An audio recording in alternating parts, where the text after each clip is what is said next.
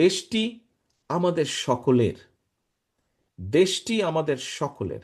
কাজে দেশটিকে গড়তে হলে আমাদের সকলকে একসাথে কাজ করতে হবে, প্রত্যেককে একটু করে কন্ট্রিবিউট করলেই আমরা অনেক দূর এগোতে পারবো। আপনারা এখানে প্রত্যেকটি মানুষ চিকিৎসক হিসেবে যারা উপস্থিত আছেন মোটামুটি প্রত্যেকেই বিভিন্ন কনফারেন্সের কারণেই আপনারা বিদেশে যাওয়ার সৌভাগ্য আপনাদের হয়েছে। এবং আমি 100% গ্যারান্টি দিয়ে একটি কথা বলতে পারি, যে কোনো ভালো, যেই দেশগুলোকে আমরা ভালো হিসেবে তুলনা করি বা ভালো হিসাবে বলি, উন্নত দেশ হিসেবে বলি, আমাদের আশেপাশেও কয়েকটি ভালো ভালো দেশ আছে। আপনারা যখন গিয়েছেন আপনাদের কাজে, গিয়ে একটি ছোট্ট হলেও দীর্ঘশ্বাস ফেলেছেন, ইস, যখন সেই দেশের রাস্তায় নেমেছেন, এয়ারপোর্ট থেকে বেরিয়েছেন, কোথাও গিয়েছেন, আশেপাশ দেখেছেন, ইস, বাংলাদেশটা যদি এরকম করা যেত, এই চিন্তাটা আপনাদের প্রত্যেকের মাথায় এসছে, প্রত্যেকটা মানুষের মাথায় এসছে যারা আপনারা বাইরে গিয়েছেন। নেতৃবৃন্দ, শুধু একটি রাজনৈতিক দল বা শুধু একটি সরকারের পক্ষে সম্ভব নয়। হ্যাঁ, সরকার অবশ্যই, যারা সরকারে থাকবে তাদেরকে অবশ্যই সহযোগিতা করতে হবে, তাদেরকে গাইডলাইন দিতে হবে, সর্বরকম সহযোগিতা, পরিবেশ তৈরি করতে হবে। বাট পরিবেশটিকে রক্ষা করতে হলে সকল কিছু যদি তৈরি করতে হয়, আমাদের সকলকে একসাথে কাজ করতে হবে। সম্মানিত কাউন্সিলরবৃন্দ, আমার বক্তব্য একটু লম্বা হয়ে যাচ্ছে, আমি সংক্ষিপ্ত করব। যে কারণে আজকে আমরা এখানে এসেছি, অবশ্যই সেই কারণটি সফল হতে হবে এবং সেই সফলতার মধ্যে দিয়ে আজকের অনুষ্ঠানের সফলতা আসবে। কাউন্সিলরবৃন্দ, আসুন আমরা আজকে নিজের মনের মধ্যে অন্তত একটি বিশ্বাস, একটি প্রত্যাশাকে আমরা খুব গভীরভাবে ধারণ করি।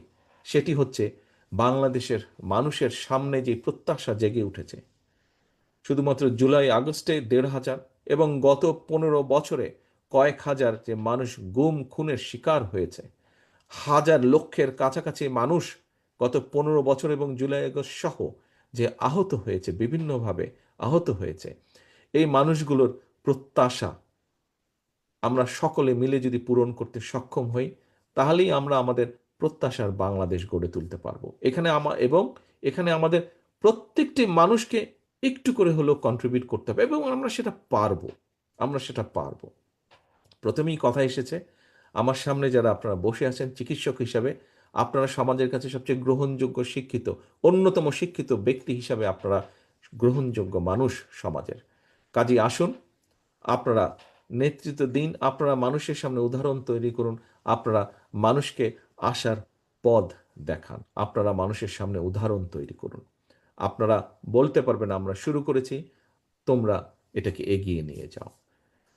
পরিশেষে আমি আজকের এই ড্যাবের সম্মেলনকে ঘিরে সকল যে আয়োজন গত কয়েক মাস ধরে তৈরি হয়েছে, তার জন্য আমি আহ্বায়ক সাহেব সহ তার নেতৃত্বে যারা কাজ করেছেন প্রত্যেকটি সদস্য, আহ্বায়ক কমিটির প্রত্যেকটি সদস্যকে আন্তরিকভাবে ধন্যবাদ জানাচ্ছি। আমি ধন্যবাদ জানাবো, আমি ধন্যবাদ জানাতে চাই আমার সামনে উপস্থিত 3,117 জন কাউন্সিলরকে, কারণ আপনাদের ডিসিপ্লিন, পার্টিসিপেশন ছাড়া অবশ্যই এটি সম্পূর্ণভাবে সফল করা সম্ভব হচ্ছে না বা হতো না।